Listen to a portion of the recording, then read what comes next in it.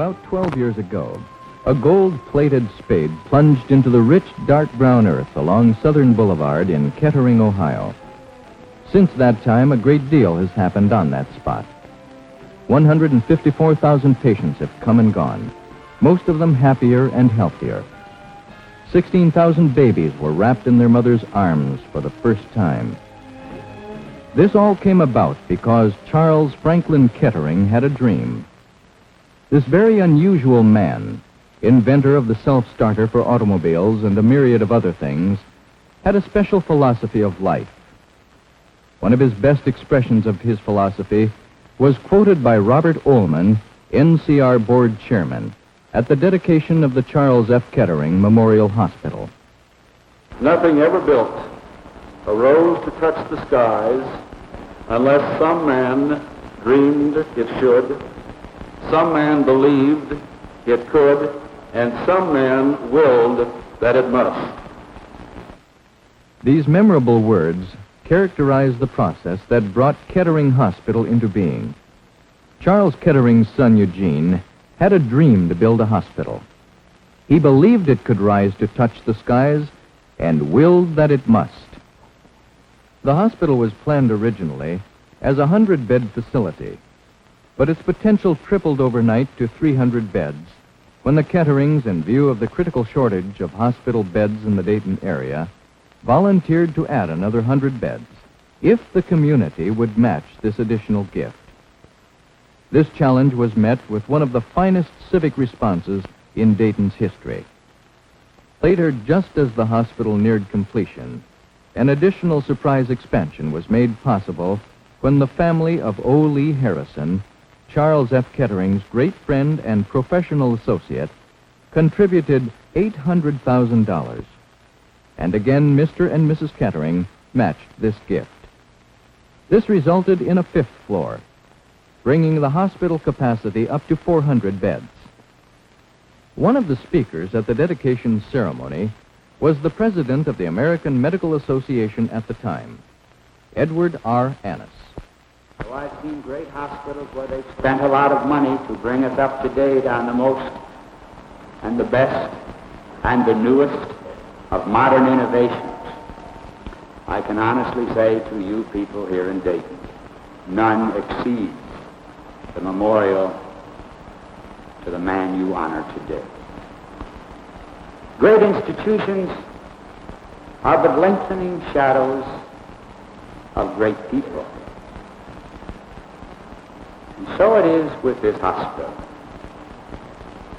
Because you see, this hospital was built in tribute to a man, and one which is continuing the very work which epitomized his life, a life of study, a life of research, a life of teaching. You are indeed fortunate to have the great workers in the Church of the Seventh-day Adventists to help in the running of this hospital and this community.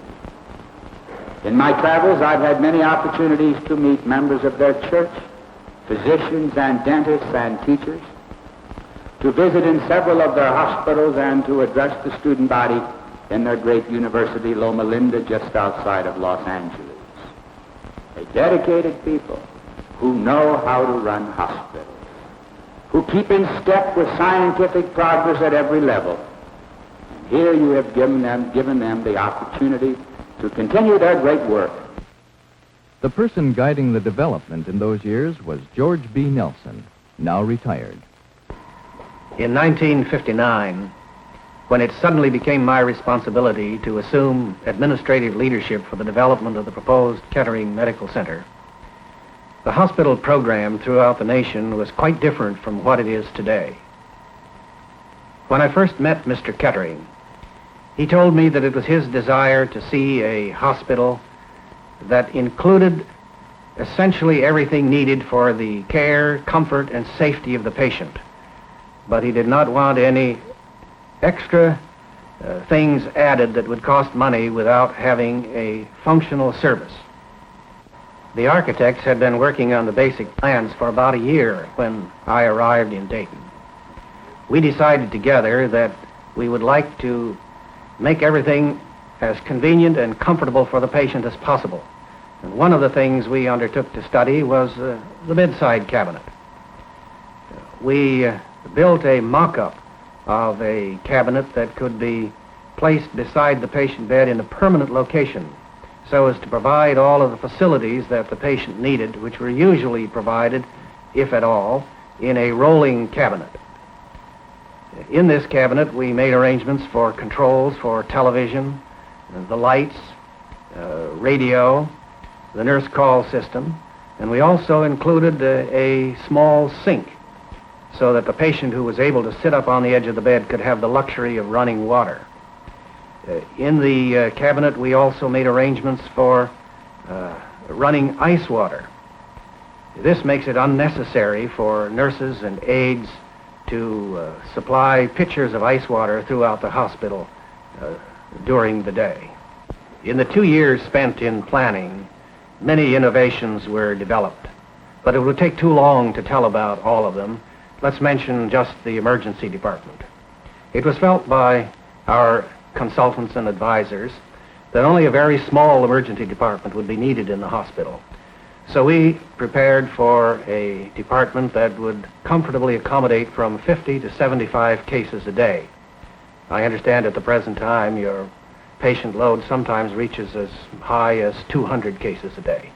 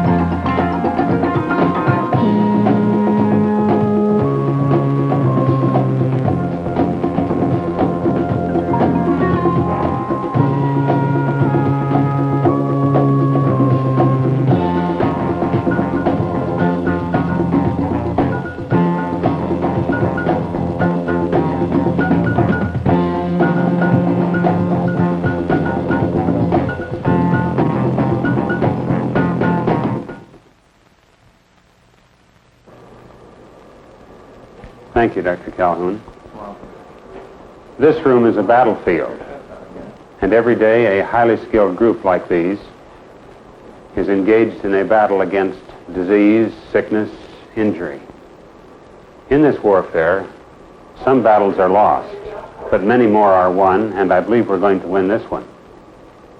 A modern hospital, in its warfare against disease, uses a vast array of highly sophisticated and technical procedures.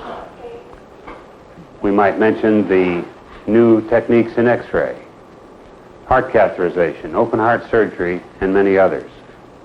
One area in which Kettering Medical Center has a special interest is research and treatment of diseases of the heart and lungs. Let's look at a few examples of these things.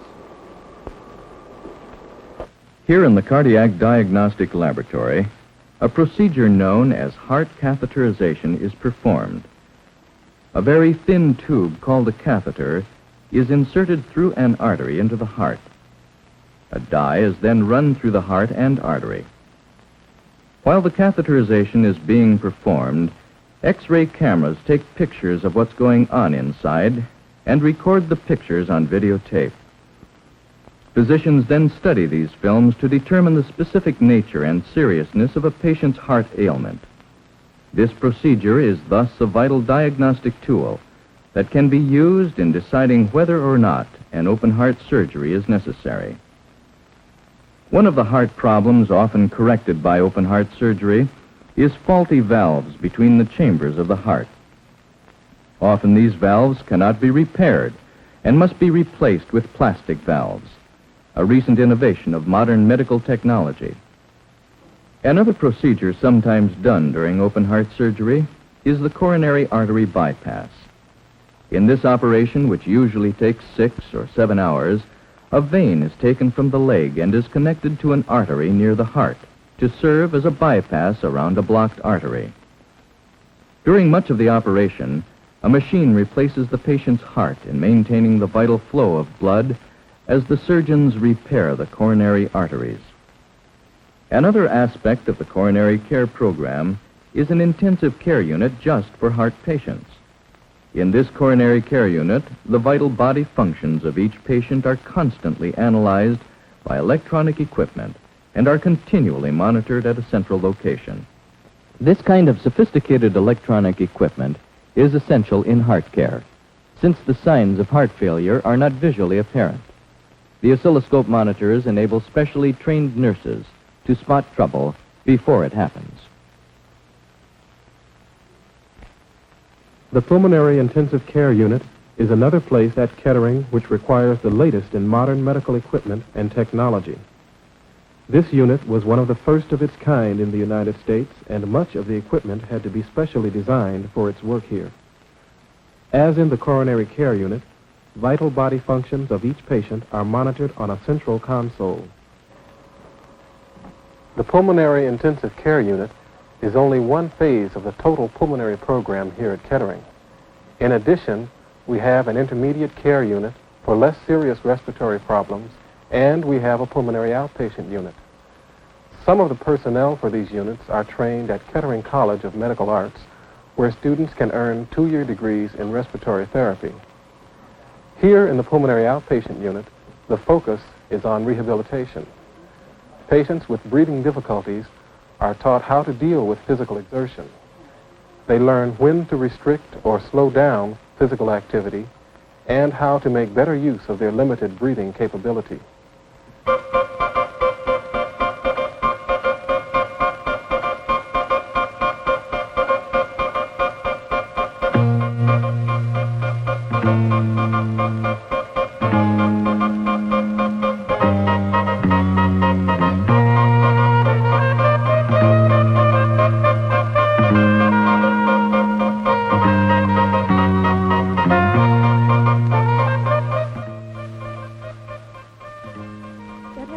In the past that the practice of medicine is 10% science and 90% art. These percentages, however, may be changing as medicine comes to rely more and more on the scientific findings of hospital laboratories. New equipment is continually being developed that can better measure, analyze, and identify the causes of disease. It is here in the pathology laboratory that the fascinating scientific side of medicine unfolds.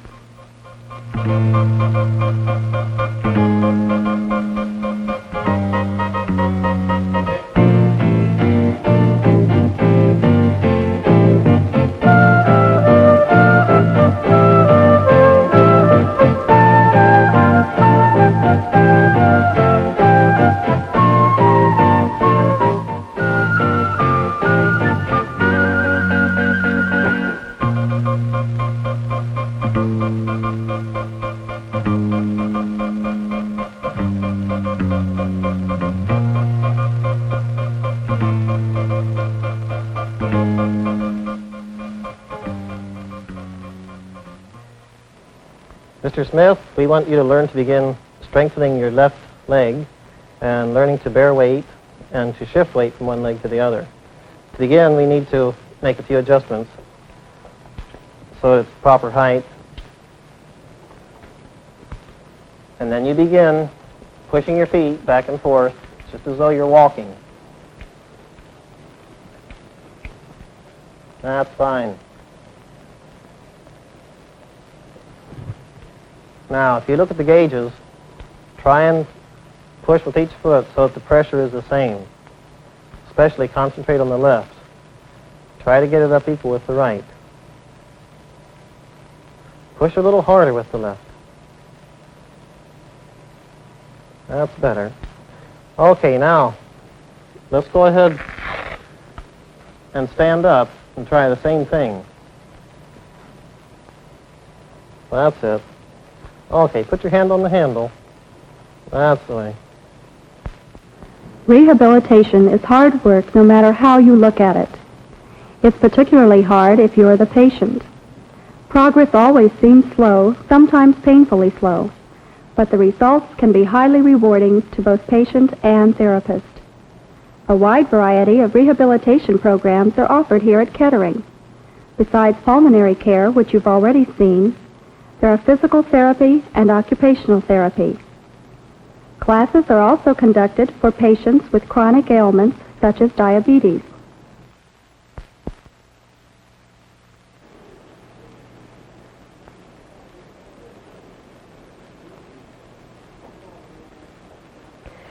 Today we're going to be talking about insulin. I think that every diabetic should know all that he can about insulin because at one time or another in your experience as a diabetic, you may have need to be taking insulin even though some of you are on pills and on diet alone. And we have something rather interesting today to tell you about, and that is the new strength of insulin, U100. You are probably aware that in the past we have been using U40 and U80 strengths. And now we have the U100 insulin, which is more than twice as strong. Kettering Medical Center is more than just a fancy name for hospital. The term medical center reflects a commitment far broader than immediate patient care. With its research and educational divisions, the medical center is preparing for future health care needs. The educational division, Kettering College of Medical Arts, is operated according to the Seventh-day Adventist Church's philosophy of education, a unique combination of mental, physical, and spiritual training. The college presently offers associate degrees in 8 of the allied health care fields and will add new programs in the near future. Over 300 students are enrolled in programs ranging from nursing to dietetic technology to biomedical electronic technology to the latest physician's assistant. Students can also elect to take only the program in general education. Thus, the school also serves as a community college. But whatever the area of study, every aspect of the instruction focuses on being sensitive to the needs of others.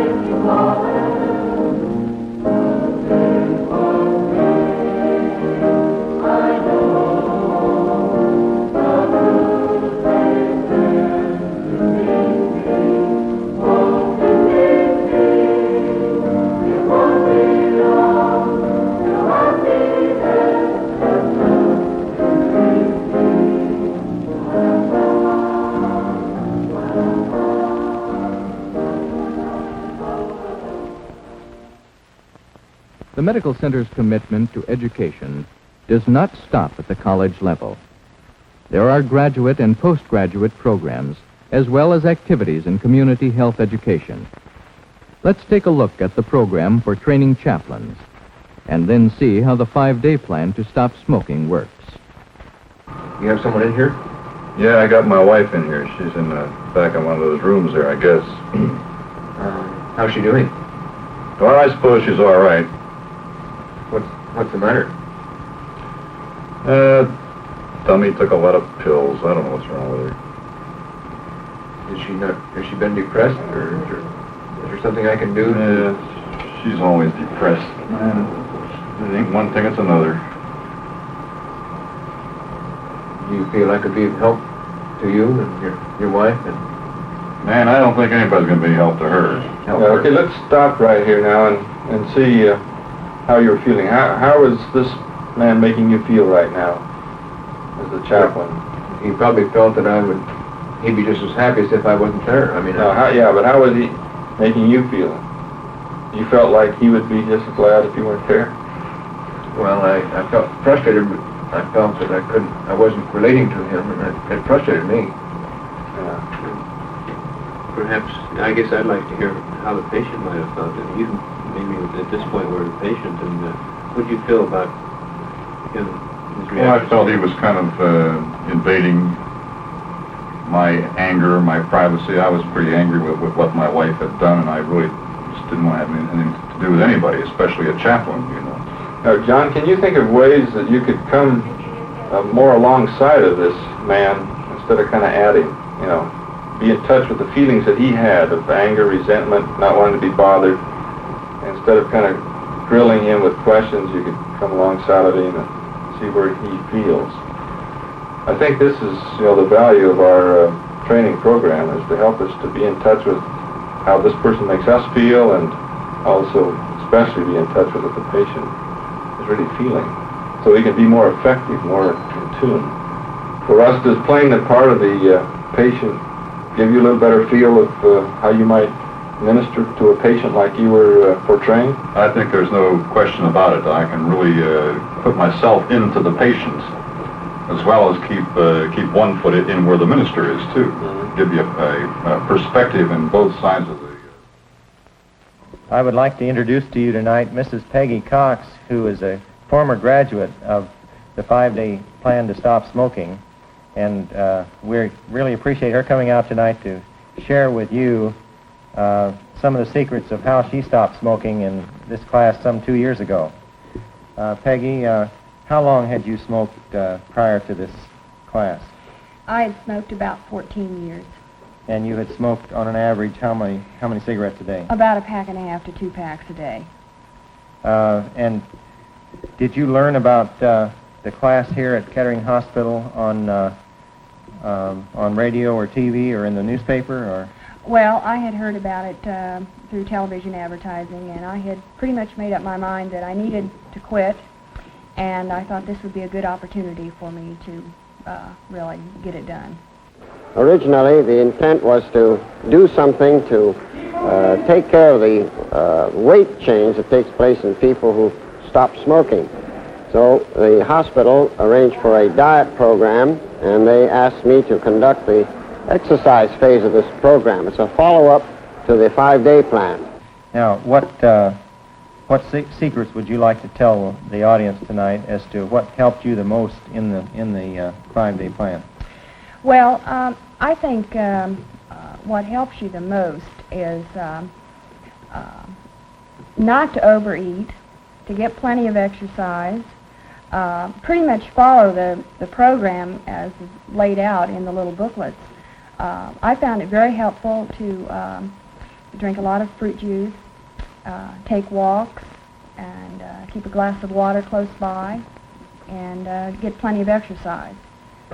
I used to be with the YMCA, but since last December I'm retired. I've been working with this type of work in the YMCA for the last 30 years. We believe that the type of exercise people need, and everybody needs this sort of exercise, is to improve the circulatory fitness of people. Do you still have any cravings at all for a cigarette? Once in a while, but it's not anything at all. I It's don't have to something really really fight tough. it off because I'm so convinced that what I've done is right, and I feel so much better that I could never, ever think about going back to smoking. The 5-day plan to stop smoking is one example of how the medical center reaches out and serves the community. It works both ways, though. Through the efforts of volunteers, the community helps the center provide the little extras that ordinarily would be too expensive or difficult to offer. The volunteers deliver flowers and plants, and then water and care for the plants until the patient leaves. They sort patient mail, too, and take care of outgoing patient mail. The volunteers operate a gift shop and a traveling gift cart, providing visitors with a source to purchase gifts for their hospitalized friends and access for patients to purchase magazines, stationery, cards, and toilet articles. They offer a number of other personal services, so don't be surprised if you're in the hospital on your birthday and a candy striper and a few nurses help you celebrate. Happy birthday to you. Happy birthday to you. Happy birthday, Mrs. Huddle. Happy birthday to you. Thank you. That's very nice.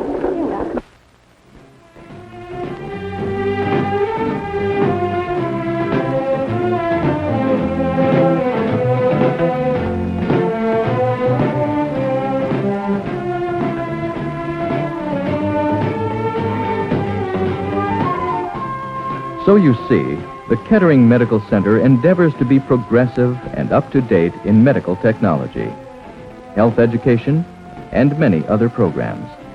But the ultimate concern of all programs and staff is to provide the best possible care for individual patients. Science is not enough. Education is insufficient. And group programs in themselves are inadequate unless they contribute to quality patient care on an individual daily basis. The staff and employees at Kettering Medical Center believe that this can best be done in a Christian environment.